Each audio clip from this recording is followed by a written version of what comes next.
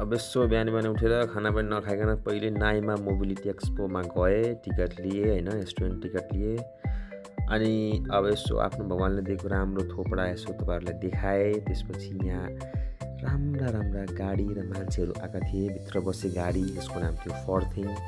टक्क गाडीमा एसी थियो, थोरै चिसो खाएँ। त्यसपछि यता आएँ आइकारमा यहाँ एउटा दिदी हुनुहुन्थ्यो। त्यसपछि यहाँ आएँ एमजीमा, एमजी 2.5 करोड धेरै सस्तो भयो। अर्को हेर हल्का महँगो खाले।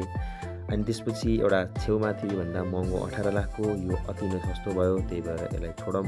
त्यसपछि अलिक अगाडि गएर हेर्दाखेरि मैले पाएँ ठ्याक्कै एमजीको छेउमा एउटा अर्को हाइलक्स भन्ने रातो टक्क टोयोटाको हाइलक्स आएको रहेछ रातो। त्यो अति नै बवाल गाडी, हेर्न त पुरै छोडिदियो। अनि त्यसपछि यहाँ आएँ महिन्द्रामा, अनि महिन्द्राका दाजुभाइहरू यहीँ थिए, महिन्द्राका दिदी पनि यहीँ थिए। त्यसपछि एउटा रातो टक्क टल्केको बाइक देखेँ मैले, जाबो 10 लाख मात्र पर्दो रहेछ, यसको त 20 लाख मात्र थियो। अनि त्यसपछि मैले पनि अब यति सस्तो त के गर्नु होइन। त्यसपछि एउटा सानो बाइक किन्न गएँ, सानो बाइक हेरेर यसको त जाबो 30 लाख मात्र रहेछ। त्यसपछि नदीतिर लागेँ, नदीमा यहाँ केटिएम बाइक फस्या रहेछ। त्यसपछि यता हेर्छु, यता पनि फस्या रहेछ, यता पनि फस्या रहेछ।